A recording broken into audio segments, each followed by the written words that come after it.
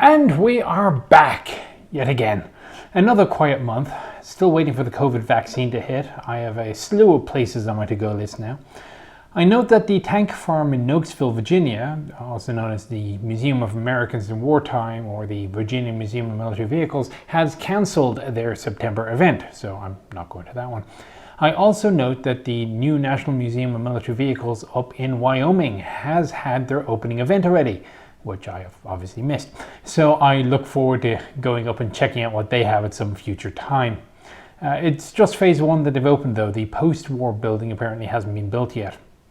And if this gets out quickly enough, the Australian Armour and Artillery Museum are live streaming their Armour Fest this weekend. If I don't get it out quickly enough, hopefully there is a replay you can go watch.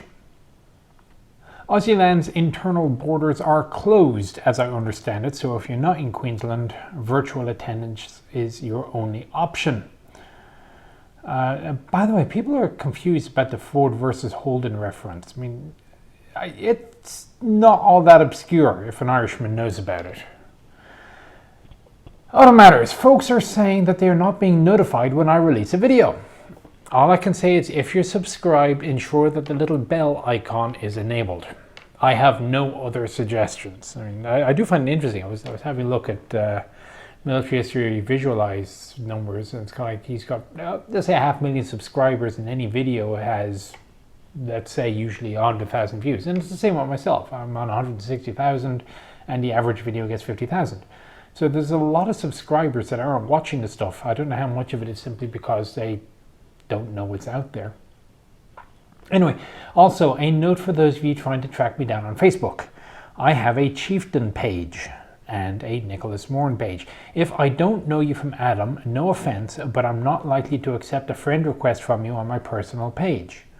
Nothing personal. It's where I update friends and family on life events, share photos of the kids, that sort of thing. If you have sent me a request and I haven't responded, please consider withdrawing the request and move it to the official Chieftain Facebook page, link in the description below.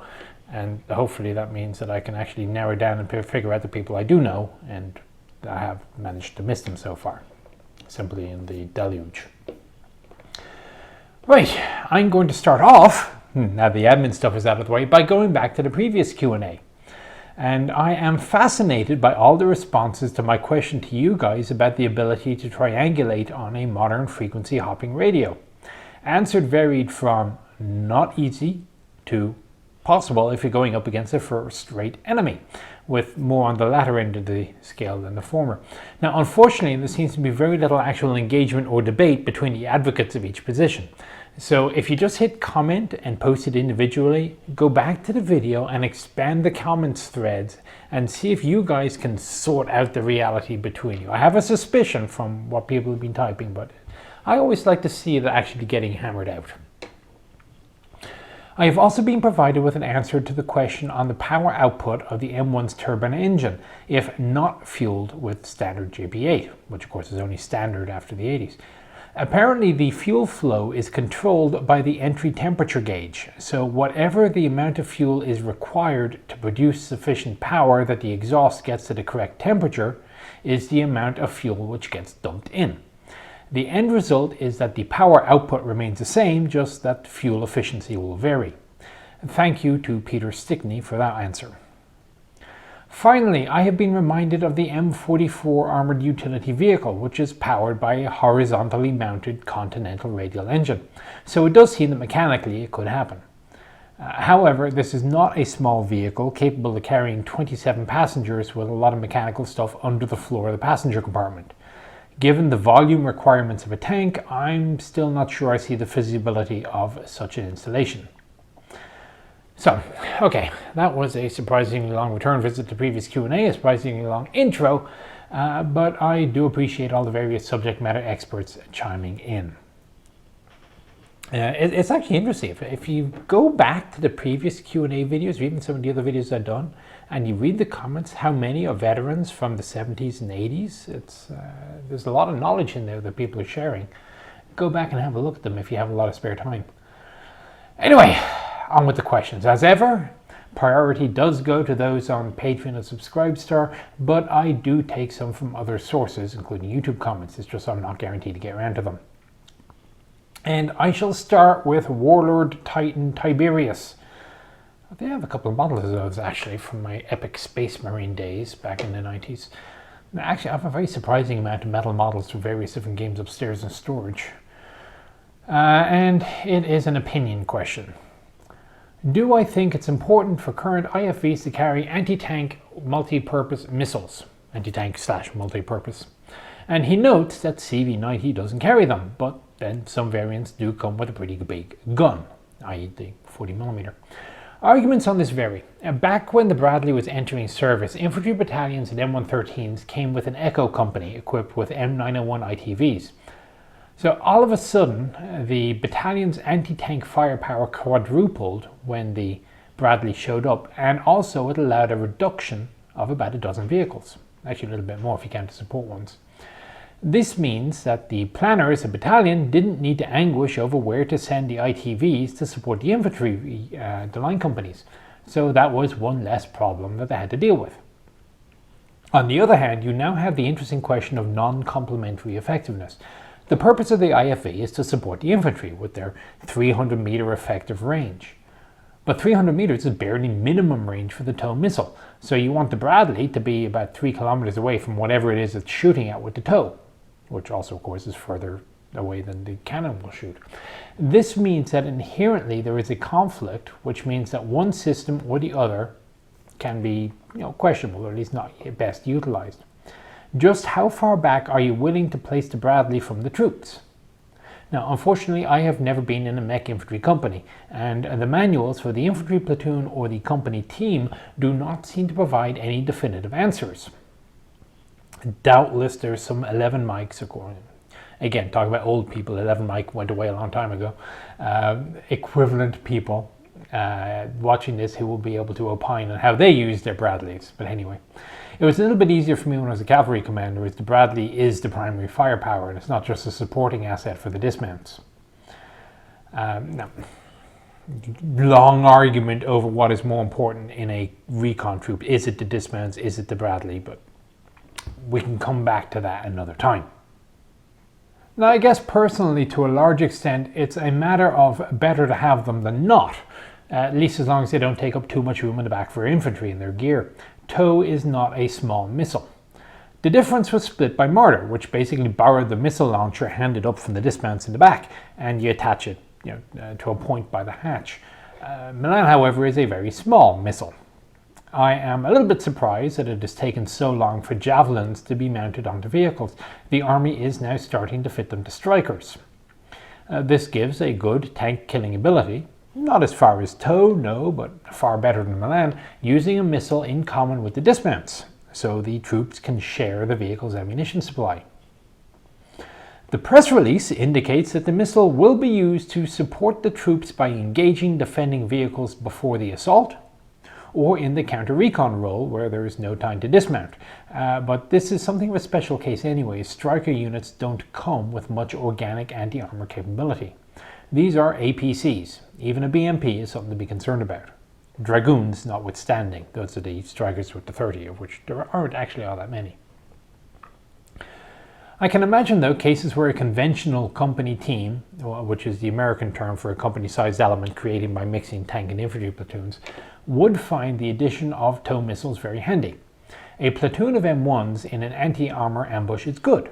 A platoon of M1s supported by 8 TOW missile launchers is even better. Sure, the dismounts at this point are only bystanders, but it does allow the removal of a whole bunch of heavy armor at long range.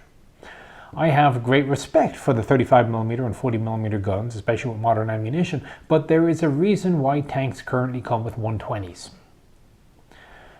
The doctrinal employment issues can thus be written off as just adding flexibility to the commander. Use it, or don't use it. It doesn't cost anything to not use it if you have tanks or well-equipped dismounts along, and it might be one of those things that you may never need. But if you do need it, nothing else is going to do. So you start looking at the effects of a missile system on the vehicle. Does it add too much weight? Does it add too much cost? Not every country has the military budget of the US. Does it take up room in the back?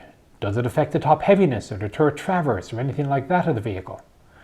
If so, well, maybe it's not worth it. The 40mm on a CV9040 is a big round. Is it worth having not as many of those in order to make room for a missile reload, or 3 of them? Or is it worth installing the entire missile system if you don't bother carrying any reloads because the thing is more important to carry cannon or troops?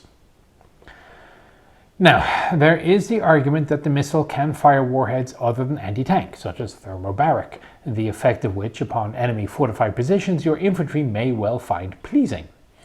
The Russian missiles are well advertised for this capability, for example, and I'm not quite so convinced, especially given just how damn capable and lethal modern IFV ammunition has become, especially if you bring a tank along. It seems to me that if you're going to bring a missile, it may as well be for dealing with enemy tanks. So, short version of the longer answer to its question. Do I think it's important? I wouldn't go as far as to say that. Do I think it's a good idea? Yes. Is it the end of the world if it's not fitted? Probably not. Just folks have to think a little bit harder about where to assign assets. Time Bomb 757. I had mentioned that the sound of my own cannon firing from within a tank is actually fairly quiet. How noticeable are other sounds of battle from within a tank, such as rifle fire? How noticeable are non-penetrations of various calibers hitting your tank's armor? I note he does qualify that as non-penetration. I presume a penetration would be noticed fairly well. Well, it all really depends a lot on the quality of your headset. The Bose VIC-3 noise cancelling ones I had were very, very good indeed. If something went boom nearby, you could hear it, but the pop of a rifle, not so much. As for various things hitting you, I can only say that individual small arms will not be noticed. I have previously mentioned how I didn't realize that somebody hit about 2 inches from my nose, and I also recall having to radio the tank in front of me that something had hit him because I saw the impact in a cloud of dust as it entered the sponson bin. He didn't know about it either. Now, these would be rifle caliber rounds. I have, happily enough, not been hit by anything bigger than the 7.62, so I cannot give a personal experience of bigger stuff. I suspect, however, that 20mm or more will probably be noticed. Adam Schindler, what are the advantages or disadvantages of main gun versus coax versus autocannon? Are there situations where I might have been in an M1 and wished for an autocannon, or if I was in the Bradley where I wanted the main gun? Well, not really, no. This goes back a little bit to the previous question about giving a missile to an IFV. If it needed something bigger than a 25mm, the TOW will probably do the job without requiring a tank to show up. Certainly there are points of difference. You'll only fire 1 or 2 TOWs, but you can lob 5 or 6 heat rounds from a cannon in short order. The smaller cannon will engage a larger number of smaller targets more rapidly than the 120 will, but the 120 will take out more big ones. You want to annoy a bunch of troops, especially behind cover, the 25mm does fine, at a slightly longer range and at less cost than canister. If there's one big advantage that the 25mm has over the tank's cannon, it's the ability to shoot upwards at folks in multi-story buildings. Otherwise, I'm not sure I can think of any particular time when I felt to myself, gee, I wish I had an autocannon in Iraq. Probably part of the reason that they started getting dropped from tank armament after the 1970s. The space just didn't merit the few times that you wanted it.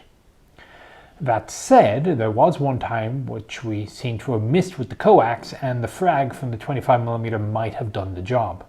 But we actually at the time just attributed it to missing and didn't think about anything else. On the other hand, short of being subjected to mass attack by heavy armor, I similarly can't think of many times where I wish I had the 120mm, although that would have really been more in the simulator as I never took a Bradley on operation. So, if you want to commit pinpoint destruction of a number of tough targets, use the cannon. For widespread destruction of medium targets at medium range, the autocannon, and for localized destruction of softer, closer targets, the coax in the case of both vehicles. I will say that range control tends to get a bit pissy if you engage the 600m troop targets with a 25mm. I didn't see the problem personally, and they went down. Fortunately, we are supposed to work in combined groups. I will say that I found the 20mm to be an absolute hoot to shoot, although I never really seemed to get the thing in or out of the vehicle without drawing blood. The 120 firing that is just awesome. The interesting question now, with the advent of remote weapon systems, is where to put the 50. A good remote weapon station has a thermal imager and a stabilized fire control system. The argument for putting the caliber 50 as a coax, such as the Clerk has, or the 7.62, used to come down to which do you think would most need the gunner's fire control system?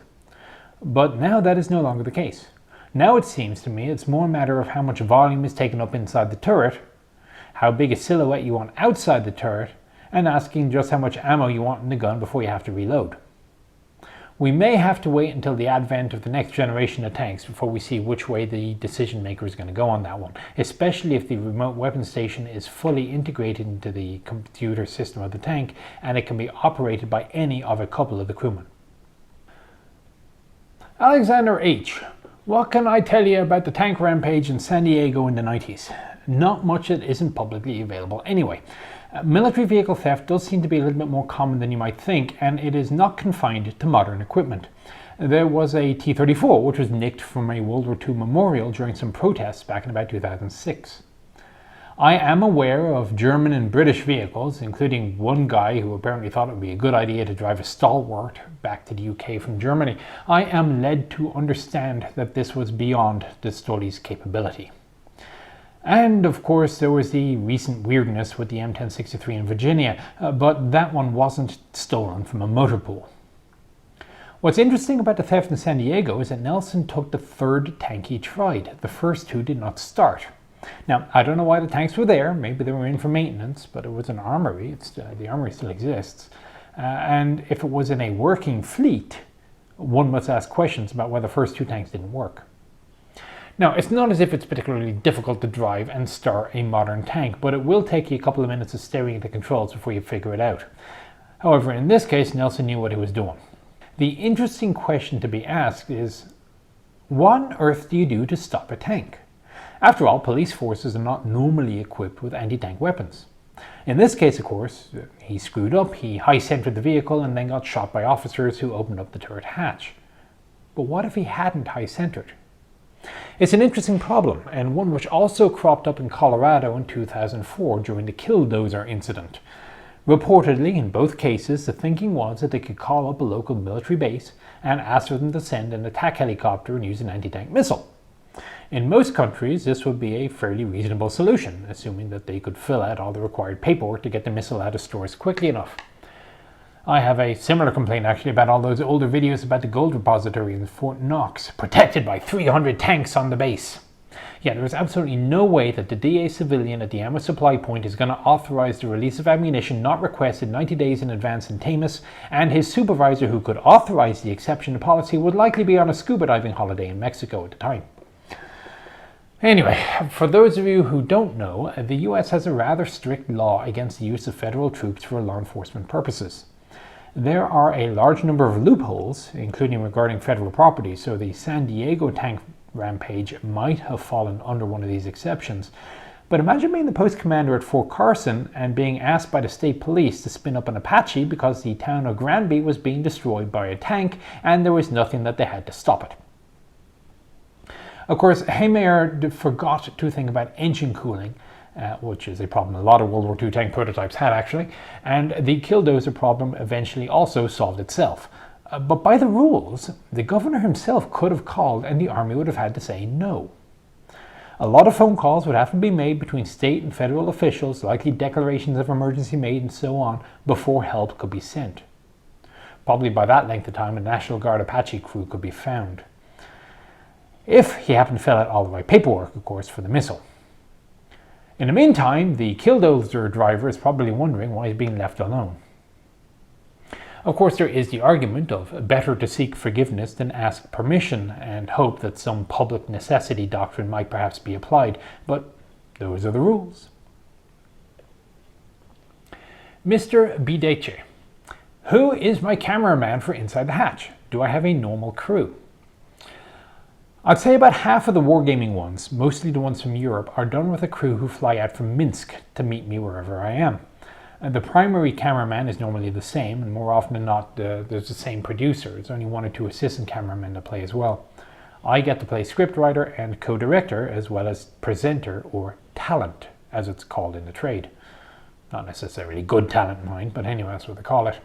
The ones that were filmed in the US were done by a local crew, either in-house for the early ones or a contractor for the later ones.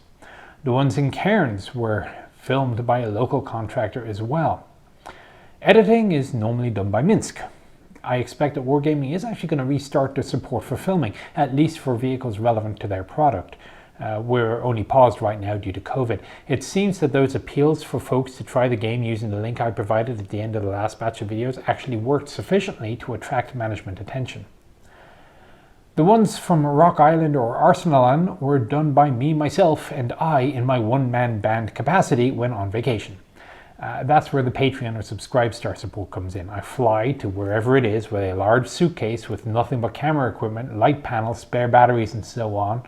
My clothes and the actual camera, which costs no small amount of money, are in my carry-on.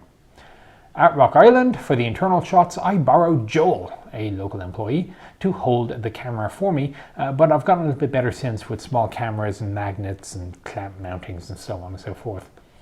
I do not have the ability, skill, or time to do great adjustments on the camera itself, and that's why I got a pricey-ish one with a good reputation for autofocus and low light settings and so on. I do the editing at home on a PC, which really definitely needs upgrading, but in any case, I am reserving some vacation time for my personal trips regardless of what Wargaming decides to do. Robert Henry Ilston. What does an engagement sound like in a tank? How are the decisions made as to ammunition, when to leave, when to put a second round in? How has the engagement process changed since World War II? You might think it's simple, but it's got enough variables. The section on fire commands in my gunnery manual I have upstairs from 2005 is 19 pages long. I'm not going to go through it here, only the highlights. As near as I can tell, the general concept of an engagement process seems reasonably consistent across all nations. Probably because what we've ended up with, it's simple, it works, and it's hard to come up with anything better. The basic components of the fire command are the alert, the target description, the target direction, target range, the weapon to be used, and the command of execution. Not all of them need be used, but I can't think of any examples in which anything other than those 6 items are added. There will be some minor variances in verbiage or sequence. So for example, today an Abrams commander would say gunner coax troops in order to instruct his gunner to, well, shoot at those chaps over yonder with a coaxial machine gun. The doctrinal fire command in World War II for a Sherman commander would be gunner dose caliber 30 to do precisely the same thing. The TC is supposed to announce a fire command even if he's firing his own weapon, as loud, unexpected noises in the tank when in the middle of a battle can negatively affect the composure of a crew inside. So for example, he'll yell caliber 50 before firing a machine gun, or announce load or from my position, depending on if it's a 3 or 4 man crew, before the on the way of his pulling the trigger on the main gun. By the way, for timing, it's on the way, bang, so you pull the trigger with the Y in way.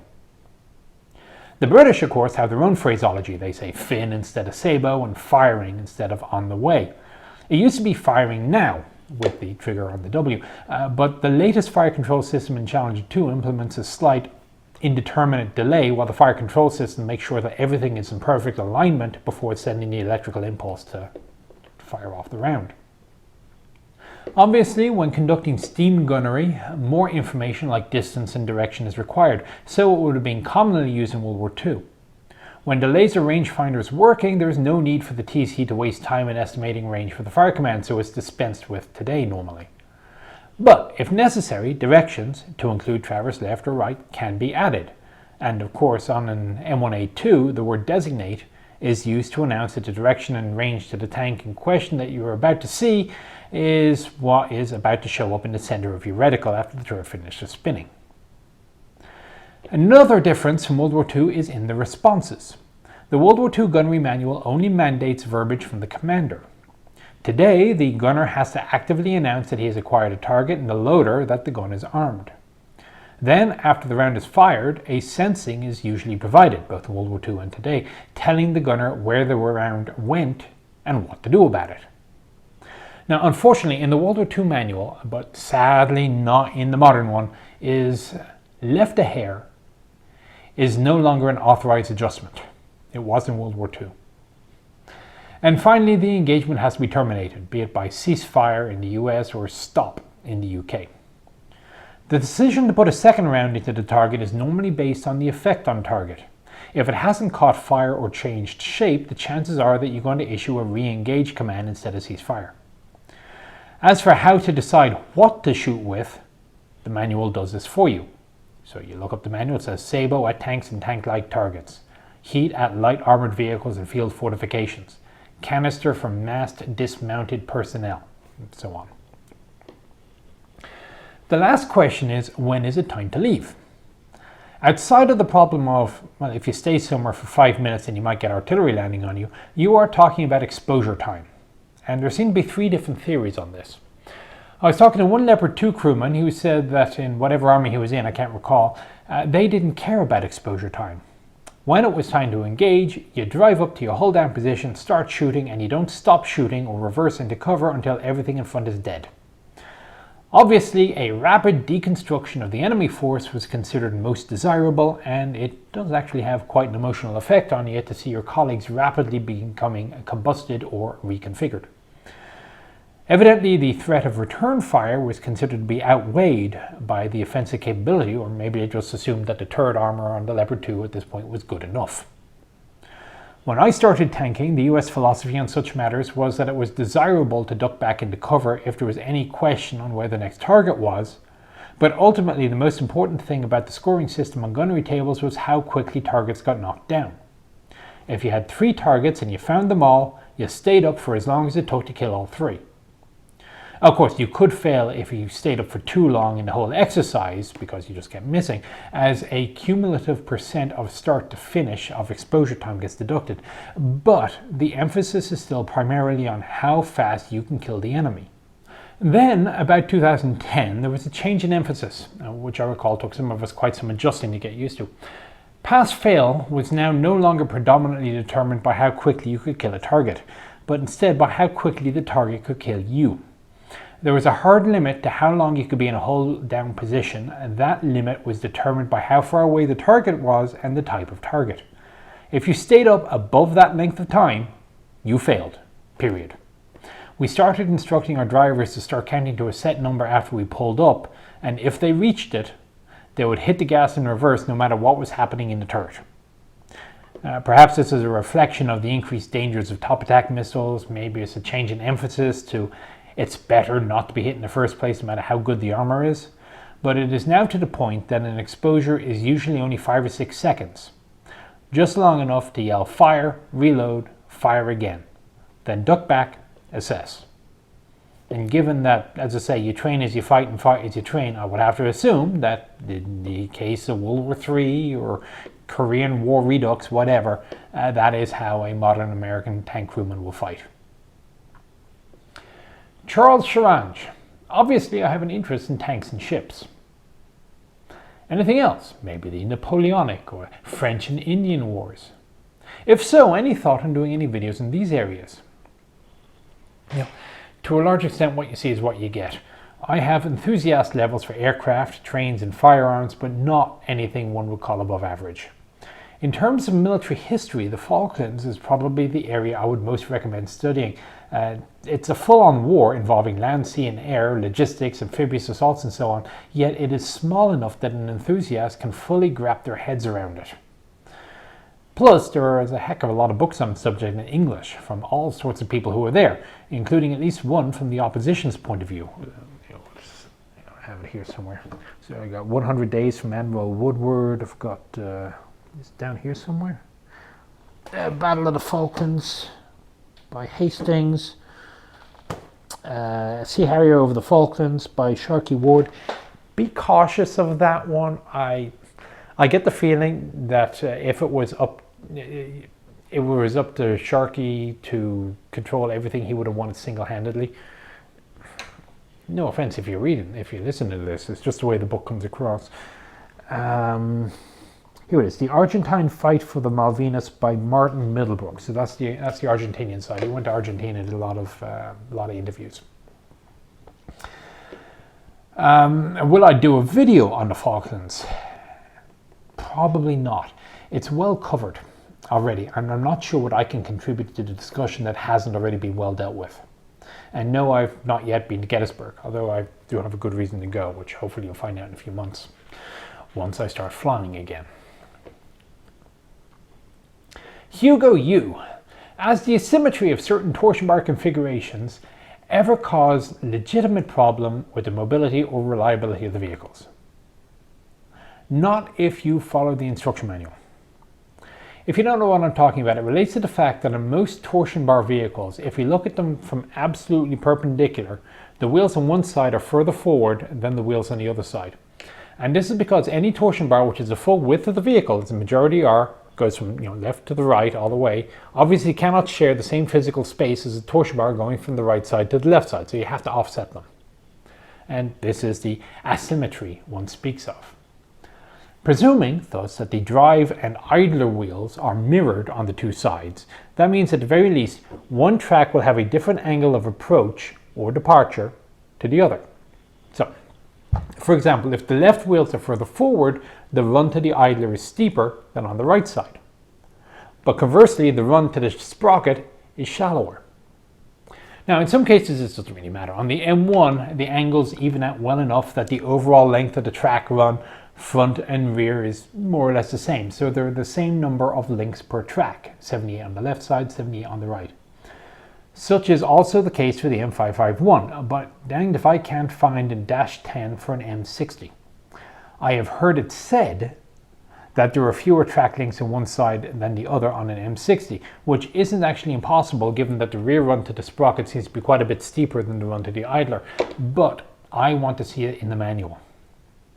Where you definitely need to consider removing a link or two on the two sides is if you're short tracking, since you no longer have the compensating idler to provide that difference. So on the M551 manual, for example, you see that if you're short tracking, you need 2 links fewer on one side than on the other. The rumor is that if you don't keep one side shorter than the other, the tank will tend to drift to one side. Now, this doesn't seem to make any sense to me. What actually should be affected is the track tension. The rate of progress on the track for each revolution of the sprocket is going to be the same. There may be an initial drift to one side as the slack is taken up, but once that's done, the tank should run straight. And that's about the extent of it, to my knowledge. The only other oddity I would mention is that the German solution in World War II to this problem on some vehicles was to reverse the support arms, so that on one side they trailed, and on the other side they leaned forward, which probably simplified production and logistics, but it may have had at least some effect on obstacle crossing capability. There is probably a reason why the idea fell out of favor and doesn't seem to come up much anymore. Commissar Karl, with the Russians only getting about 100 T-14s, so far in fairness, does Rheinmetall's 130mm gun have no real purpose or market anymore? And who would purchase it anyway? Presumably the next French or German tank would be a shoo-in, but the demonstrator is a Challenger 2. Is there any performance data on the 130? Last question first. I don't have any information on the 130/51 that you guys don't. Rheinmetall claim an increase in 50% of kinetic energy. I too do find the choice of Challenger 2 as a testbed to be a rather curious one. Maybe it was easily available, since the British do seem to keep downsizing the fleet and pretty much all the spare Leopard 2s have been snapped up on the second-hand market.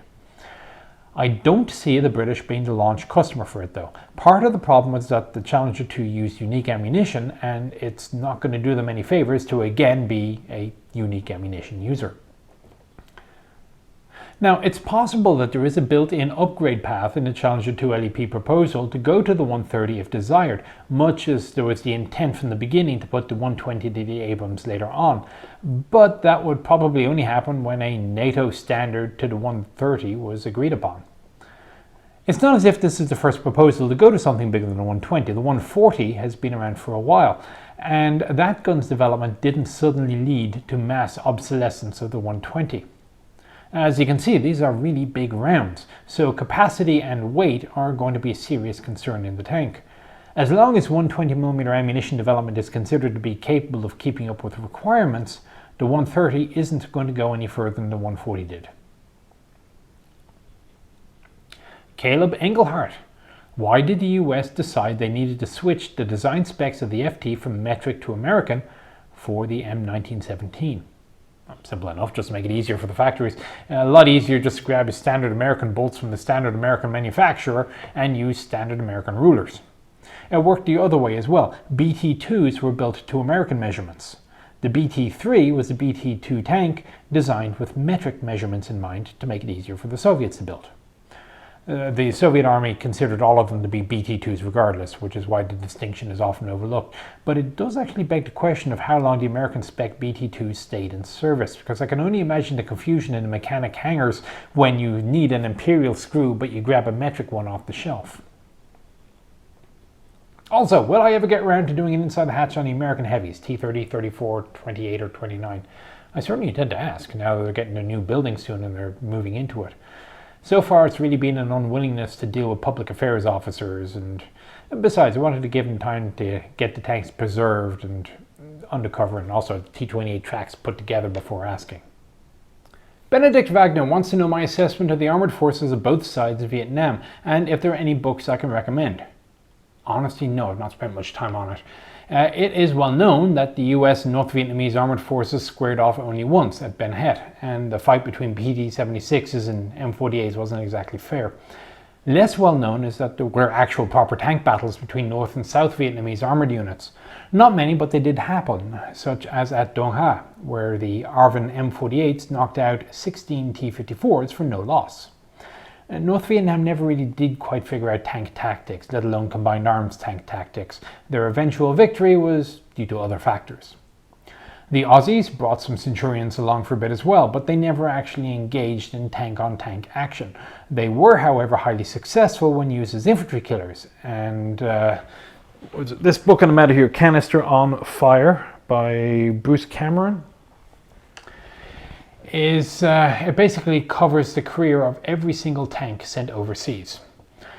The initial thought that tanks wouldn't work well in Vietnam was fairly soon proven false, and though the M551 did gain a reputation for being a little bit more vulnerable than a proper tank, well, reasonable enough, it was also realized that they're actually pretty damn mean opponents.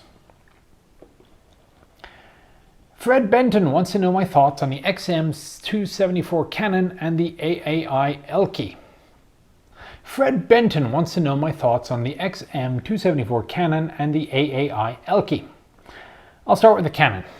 In the initial documents, it was described as a hypervelocity 75mm automatic cannon with an expected rate of fire in excess of 2 rounds a second. There are 4 points of interest in this initial design, especially considering the time period of the 1970s. The first is the fact that it used cased telescoped ammunition, which is a concept folks have been working on for nearly 70 years and is only now barely getting fielded. The idea is that it's volume efficient. You can have more rounds in less space. The next oddity is that it feeds rounds facing straight upwards. And the round will get fed to a feeding disc next to the gun's casing, and this disc would then rotate the round so as to align it with the gun before the round was then sent into the chamber area. You can imagine how quickly this part is moving for around every 2 rounds a second. On the plus side, it also means that the gun will very easily feed from anywhere from -15 to +85 degrees of elevation. The next point of interest is that the round wasn't to be pushed forward into the chamber as much as the gun chamber would move forward around the round and pick it up as it goes past. The description called it a chamber sleeve. Finally, in order to keep the recoil force down, the gun was fired out of battery during recoil runout. By having the mass of the gun still moving forward at the time the round is ignited, it knocks the recoil forces down from about 6 tons to about 1 3/4. There's about 5 inches of play in the runout in between when the round is fired and when the gun is slowed down enough that forward movement is stopped. Now, you can imagine some of the interesting theories which come from this. So, for example, one option would have been to feed the gun through a hollow trunnion. On a dual feed system, ejection could be out the feed slot for the other round type that isn't going in. On an external mount, a pedestal mount, the rounds could be fed up through the hollow support arms. However, as you can imagine, things didn't really work out that well in practice. Stabilization, for example, would be an inherent problem.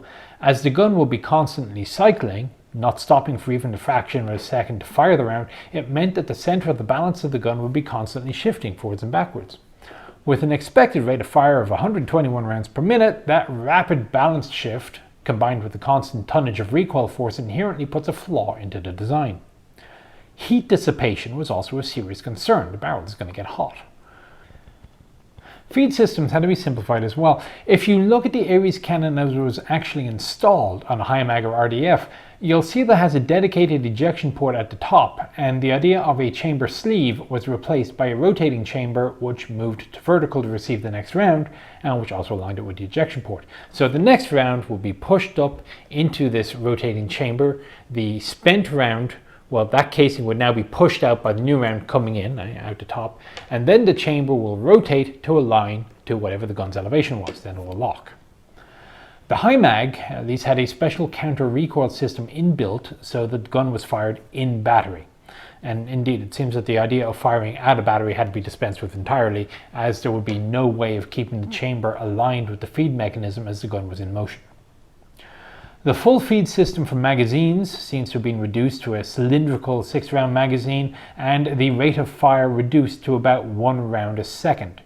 That said, HSTVL had a 26-round feed system. By this point though, the whole RDF program had become more of a design proof of concept and a test bed than a full practicable vehicle which was intended to enter service. So what do I think of the ELKE in particular? The concept of the design is fine. Overhead weapon stations are now very definitely a thing which has become accepted. The mechanics of stabilization for the external mount are actually easier than in the turret mounting, because it means that since you don't need to leave any room behind the gun for recoil or any such thing, the center of gravity of the whole shebang can now be placed more to the rear. I can only imagine the stress of 6+ tons of recoil pulses every second on those support arms though, especially at the full angle of traverse and elevation. A solution to the heat problem was not implemented. Slightly annoying is the matter of vision and observation, which aside from the primary sight up top, needs to be worked on. The bigger question though really is, what the hell is the point of a 75mm gun which fires 2 rounds a second? Or, it has turned out, 1 round a second, especially on a smaller vehicle with limited ammunition supply. They did try the concept with a 90mm gun as well, basically an enlarged and improved version of the Ares 75. It actually worked fine, an average rate of fire of 1.5 seconds per round in burst mode. And they also took special care to address the heat problem, claimed to have gotten a handle on it. Again though, to what end? The port indicated that mechanically, the system was to be recommended. Presumably the reason we haven't seen the Ares system in the last 30 years is more doctrinal. And since we're talking about guns, it is time for Gun of the Month. And I'm moving away from the pistols to something a little bit longer. This is a SIG 556. I have this thing for being an early adopter of kind of weird guns. And I like it, I have to say. It has its flaws, but if the zombie apocalypse were to happen, this is what I would give the wife. It was supposed to be basically a civilianized, Americanized version of the Swiss Army service rifle. And, well, they made a few changes to it, not too many, but a few. One of the big problems I have is it is incredibly nose heavy. The rifle itself it's as near to a NATO AK-47 as you're going to get. So if you open it up, let me get this out here. If you open it up by use of the simple, it's a 2-piece hinge, just like on an AR, and you just pull out this little locking thing here, and you can pull out the bolt, and you can see that the bolt is basically an AK-47 type design. It's a rotating bolt. There's no star chamber, so it's a hell of a lot easier to clean.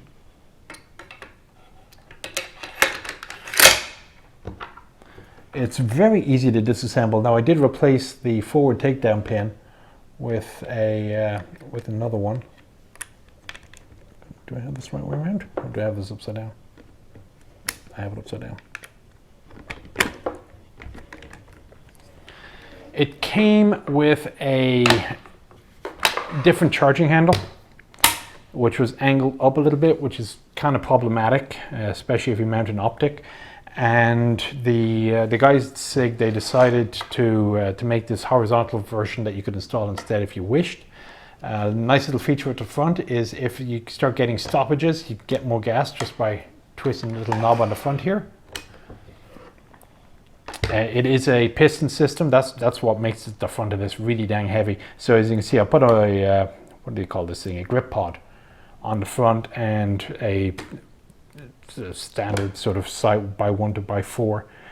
And you know, if you're in a defensive position, which because the wife is not going off hunter gathering in the zombie apocalypse, just bipod it, and the trigger on this is absolutely wonderful.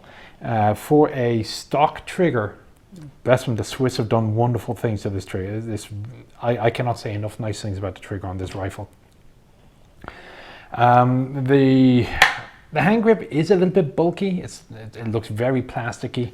It's not really much else to be said. Ambidextrous safety.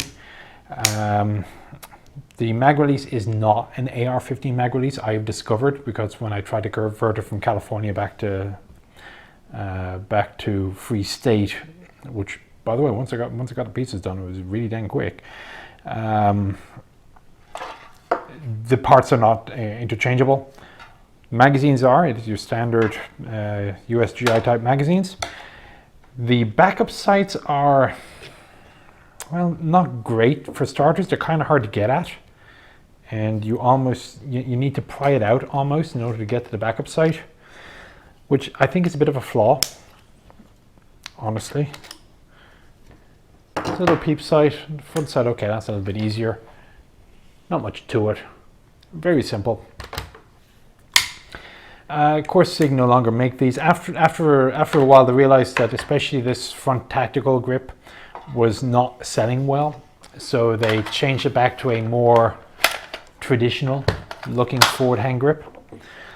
I think I do still prefer this. I think that if I recall, they made a SWAT version later, well, I could say marketing, which had a rail front grip, but it was a much better front grip than this overall.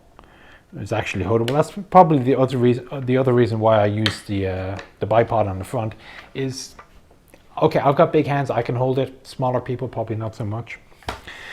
But anyway, so the serial number is less than 10,000. I have to say, this is always a favorite when I bring it to the range. It's just so much fun to play with. Anyway, onwards. Andrew M. Why Chieftain? Well, since it roughly means a chap at the top, why not stroke my ego a bit? It's got Celtic roots, which is a nod to at least half of me. Chieftain is the first tank I ever drove, and I just generally like the look of the tank. So why not? Is there an equivalent to the turret monster in turretless vehicles? And that's actually a dang good question, not having operated turretless vehicles much. I don't know. I do know that turretless vehicles can still bite, especially if you have a rear ramp or a hatch or a cupola with a caliber 50 on top, but I don't know what they call the thing. Josh Conti. Given how much low-intensity urban stuff everyone's been dealing with over the last couple of decades, are we still better off with tracked vehicles, or do I think we should be moving more to Strikers, Humvees, etc.? I don't know why you guys keep asking me opinions about these things. It's not something I can exactly research. Anyway, there are two different questions being asked here, I think. One is if heavy armor is good for low-intensity operations like peacekeeping, counterinsurgency, and so on. And the other is if they actually work in the urban environment to begin with. The answer to both questions is yes, perhaps a bit counterintuitively, especially given the thinking of the 90s and early 2000s.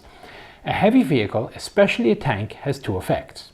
Firstly, it is a statement of interest. Secondly, it is a statement that if you really want to take us on, you better come prepared because we won't be a pushover. We found it interesting that insurgents in Iraq were quite content enough to take a crack at a Bradley, supposedly a more reasonable vehicle for the role, than a full-on tank, no matter how impractical the tank was supposed to be. That's not to say that a tank is the solution to all problems. It may be the solution to all problems, but I'm not saying it. There is much to be said for something like the Humvee with the low recoil Bushmaster, or even just a Mark 19, but it's also a very useful thing to bring along. The second issue of urban terrain is the problem that everything tends to be up close and personal with less chance of spotting a threat before it shoots you, be it low intensity or Stalingrad Redux. A vehicle as well armoured as a tank is going to give you a chance at taking that initial knock. As a follow-on, are the days of the 105mm gun as a primary tank weapon over? Yeah, probably. Even on light tanks, we've gotten to the point that we can mount 120s. It becomes then more a matter of the ammunition supply. If you don't need the raw power of a 120, such as let's say you're an assault gun, and I'm going to include the M8 or whatever the new GDLS light tank is, that the name eludes me right now, you can carry more 105 instead. Useful, especially probably on smaller vehicles with less ammunition space.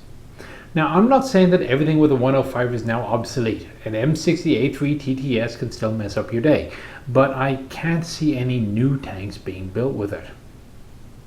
His last question is if we would do well by dragging M60s out of storage and using them as cheap, already made infantry support guns. I don't really see the point. If we have enough M1s in the system, especially as new ammunition is being implemented, and the tank hulls already are in storage, awaiting refurbishment. Andrew Sebastian. Many moons ago on a specific site there was a brief discussion on using hydropneumatic suspension only on the first or last couple of road wheels in order to lift them up on a turn, reduce turning friction, making the tank more mobile. The ZTQ-15 light tank seems to have such a system. Is it viable for future vehicles? For those who have not watched my Tanks 101 video, it is a matter of length to width ratios. The longer the track length in contact with the ground compared to the width of the vehicle, the harder it is to turn.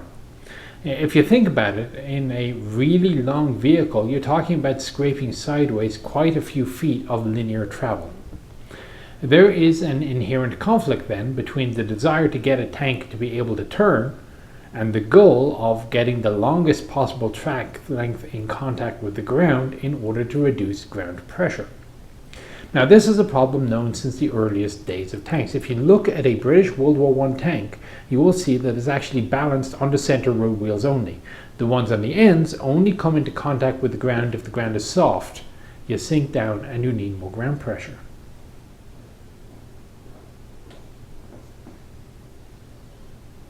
Yes, wife? I was waiting to bring out the dog. You may bring out the dog. I do. She's coughing. Yes, I can hear it. So can everybody on the camera. Pause. We are now pausing. A brief interlude shall ensue.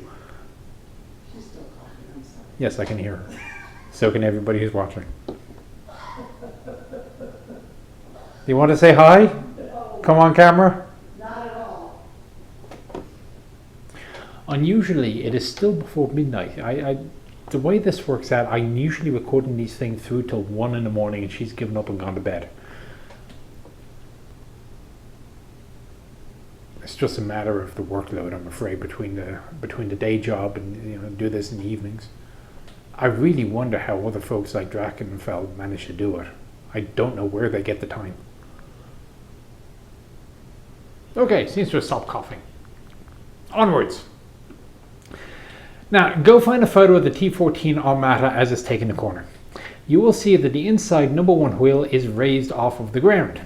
Actually, the number 1 wheel is a little bit odd either way. When the tank fires, the number 1 wheel seems to be fixed in relation to the hull, and so it actually does leave the ground more than the other road wheels, which are sprung. So the idea is certainly practical. The T14 is by no means a small tank either, so one can't blame them for looking at it. That said, I don't recall ever having any particular trouble in turning my M1 or M2. My initial thought is that it strikes me as a needless complication and increase in weight, but there obviously is a reason that the Russians and apparently Chinese have done this. Overall then, I have to reserve judgment. Engineers better paid than I am to debate such matters have apparently, in at least these instances, concluded that the system is worth it. Make of that what you will. Brian Coaches, do I play any historical miniatures other than 40k? It's a history. Future history, it will happen. I have a shed load of 1 to 300 miniatures for command decision, and I play Harpoon on the very rare occasions that I can find a couple of players in a sufficient length of time. Which reminds me, if you're curious, Harpoon 5 just came out. Grim, if I could replace any vehicle in the US's inventory with one from anywhere else in the world, what would it be? Good question. I could see removing a few Bradleys in favour of CVRTs for the scout platoons, but even the British seem to be going away for those, for whatever reason. Realistically though, I'd probably get rid of the Avengers and replace them with something that can actually kill things, like drones or helicopters some distance away. US air defense is, I think, a little bit too reliant on the US Air Force. I think we'd actually be better off developing our own things with combinations of anti-drone lasers, guns and missiles, but if we have to buy off the shelf, the immediate thought is the Panzer AA vehicle.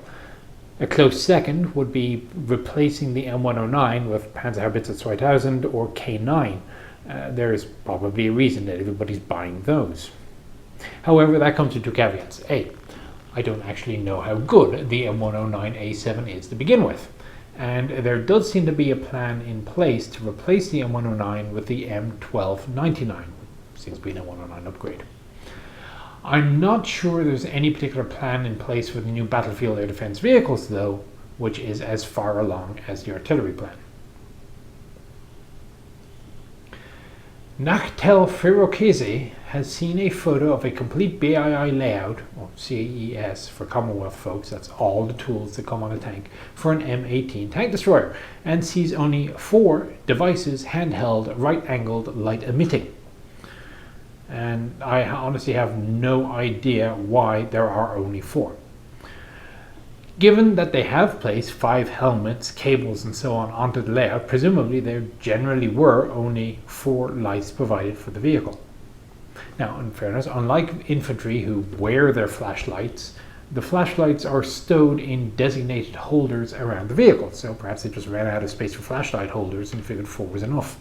Or maybe they decided that somebody didn't need to see in the dark because it was always in the vehicle. So, I don't know. Your guess is as good as mine. I'll ask the lads at World War II Armour next time I'm talking to them. Satan. How does an NBC system work in a tank? Normally by overpressure. It's the technique used since the French FCM 36 in the mid-1930s. It's impossible to make a tank completely airtight. I think it's impossible to make a tank completely watertight as well. There's a reason that you don't see tanks take their time when they're doing snorkeling operations. There is going to be a little bit of dripping. However, if the air pressure inside the tank is higher than the air pressure outside the tank, it should keep all those nasties on the outside. Just in case though, masks are still worn inside the tank, at least in the US. Instead of an air filter canister though, a long hose is used to have air forced through the tank's Seaburn system and filters, and then into your mask, so it's very easy to breathe. You also have to attach a microphone, by the way, which plugs into your headset. It's also used as a cooling system, so it circulates air if you stuff the hose down your tanker suit, or if you have a TIE fighter vest. I may have mentioned that in the tank crew attire video. Of course, decontamination is a process. The paint is a special compound called CARC, chemical agent resistant coating. Normally, the all clear is provided by somebody outside the tank who has better chemical detector gear than the cheap little break it open and wave it around test kits that we're given. But for some reason, if you have to get out on your own and there are no external resources available to tell you if it's safe, and you got to get your mask off without waiting until you can find somebody at a decon site or the likes, the process for taking the mask off and opening the hatch can be kind of disconcerting for the new guy in an American tank. Put it this way, it begins with the commander aiming his sidearm at the loader and saying, "Loader, give me a weapon." We don't tell new tankers this in training because, well, otherwise they wouldn't know what's coming and might decide to get the drop on the gunner in TC. Sofa mods. Media, and particularly games, tend to depict heat rounds as having a fairly explosive radius, and often they are considered the one-size-fits-all round, if you can only bring one type along. But, given that the explosion is actually a cone to form a penetrator, are folks just being misled by the high explosive bit in the name? Not really. Remember that for over a decade the Abrams only had 2 rounds that it could fire, Sabo and Heat. That was it. Sabo was for use on tanks, or tank-like targets, maybe fortifications, while Heat was used for everything else, including troops and soft skins. It's not as good as a HE frag round, no. But if you think about it, the outer casing of the projectile is metal, and that explosive force, which is all aimed inward to form that jet, courtesy of Newton, is placing an equal amount of force the other direction against the outside wall of the projectile. The difference is that one direction is kind of coherent and cumulative, and in the other direction it's inconvenient and just spreads the force and bits of metal with it in whatever direction. Also, are there depictions of tanks in non-tank games which meet my approval? I don't know. I can't think of any games that I might play that are non-tank games that have tanks in them. Unless maybe they're combat flight simulations and they're just plain targets.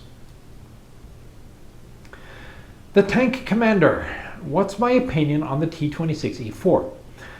There is a reason that only 25 were produced. I have a copy of a test report dated April 47 which basically killed the project.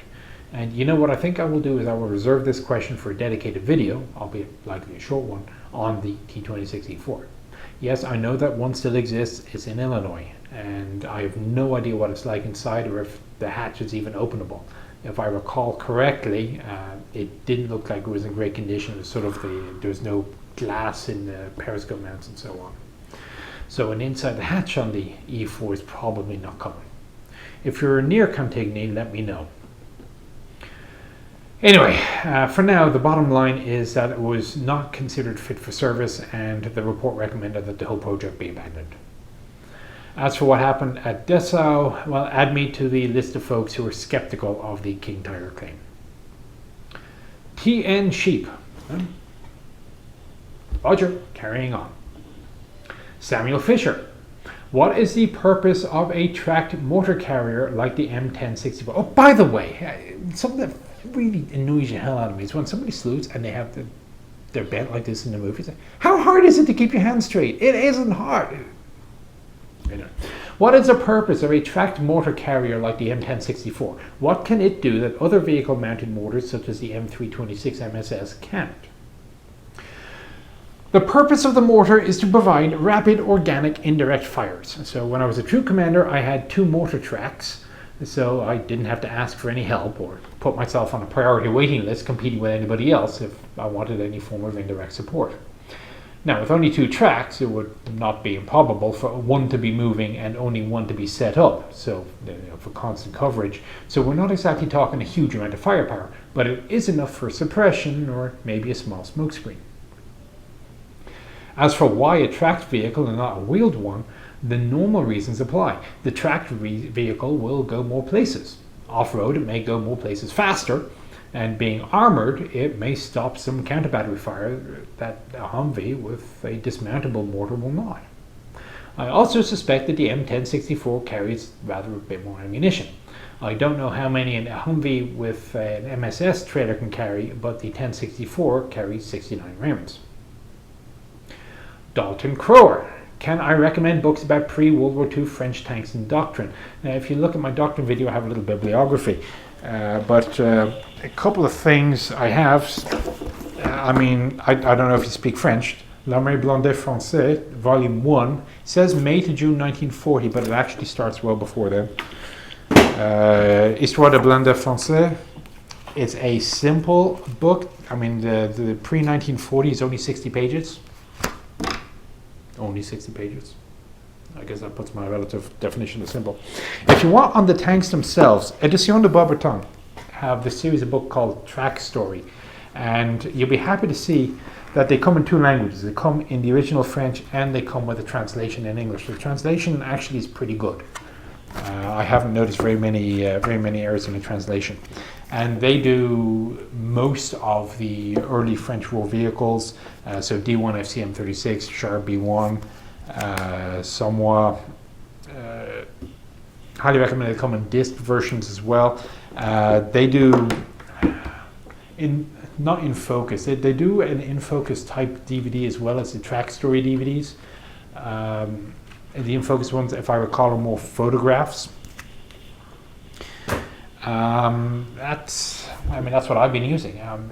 Probably Zaloga has a few things in English, but since I speak French, it's the one language I do speak well enough that I can look at the original source material. I can't really answer your question. Jacob Farley, what is my favorite dinosaur? I don't actually have one. I guess there is an argument for Brontosaurus just because of controversy. I like controversy sometimes. However, you will have noticed in the previous Q&A video, Little Steg was lurking, and this is Rexy, my daughter's favorite dinosaur. He also mentions that Belton Cooper's book states that Sherman crews were taking such high casualties that they had to reduce their crew size to 3. True or false? I have the book, I haven't asked myself to look this up. However, I won't say false because I've known, at this point I've been doing this long enough to never say this never happened. But I do think that 3 would have been a very extreme case. So if you have to drop somebody, drop the bow gunner, not too much of an issue. But if you drop the second guy, you're down to a 2-man turret crew. And that strikes me as something of a matter of desperation. So on a modern tank, the commander has a fully capable gun sight and commander's override and he can gun. It's doable. But on an M4, the only person head out of the hatch at that point will be the loader. Who I guess could be the commander loader, maybe if the TC swapped hatches. If they ever did go down to 3, the chances are that it would have been only because every other tank in the company was already down to 4-man crews, and I just don't see that happening often. Sim Crawford, what tanks would I take to Vietnam? Probably the ones I went to anyway. There's nothing inherently wrong with either Centurion or M48 beyond maybe fuel consumption for the roles that they were performing.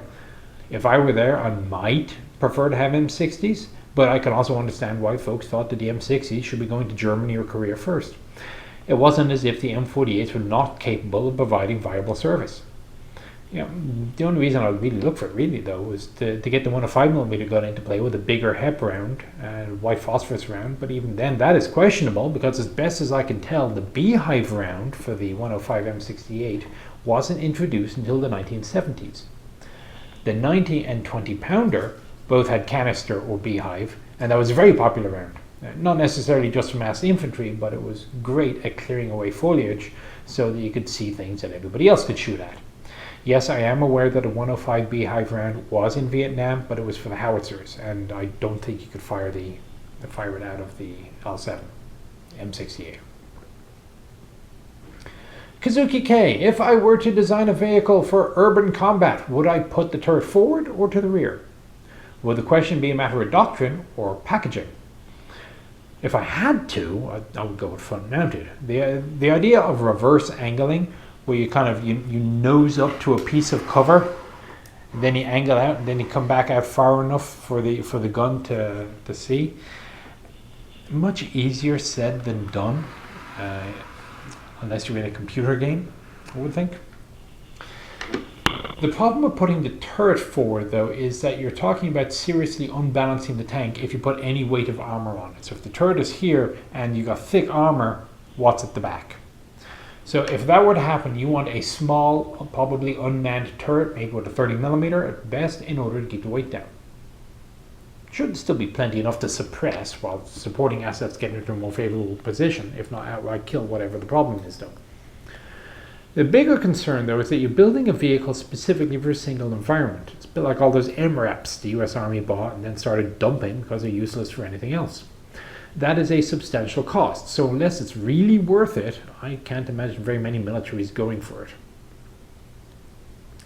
Also, she wants to know what examples of vehicles created completely out of the ordnance loop might exist, such as Bob Central or the NI tanks. There are a number of instances of ideas being sent up the line, such as driving the M10 underwater I mentioned a couple of Q&As ago, or perhaps more reasonable ideas like fitting a 37mm gun to a Jeep. The latter idea by Colonel Jones down at Fort Hood was considered good enough that Aberdeen ran with it and gave the design a full trial. Colonel Zerby's tank destroyer, I think I mentioned before as well, with the steam pipe anti-tank rocket launchers. There are certainly the field designs, and arguably the NI would count, made out of necessity from the parts at hand. Well, probably a large number of the German armored vehicles after 1940 might count, and a number that the Soviets captured as well from the Germans, put into their own service. 6-pounder on a Jeep, 37mm on a scout car. All sorts of ideas exist which may or may not be fielded in any numbers.